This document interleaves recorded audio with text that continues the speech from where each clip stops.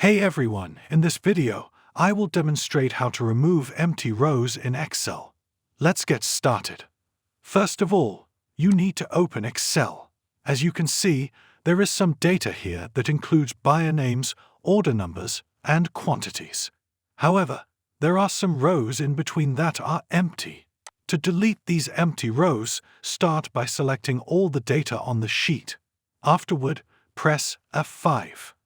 A small window will appear, which presents you with the option to go to. From here, click on Special. Once you click on Special, you will see several options. Here, you can find the blank option. So, select this option and click on Oak.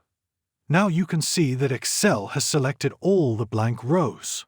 To delete these rows, press Ctrl and the minus sign. A small window will appear. From this window, select Shift Cells Up. Then, click on Oak. Now, as you can see, all the blank rows have been deleted. Now, you have learned how to remove empty rows in Excel. If you found this video helpful, please like it. And don't forget to subscribe and hit the bell icon. Goodbye.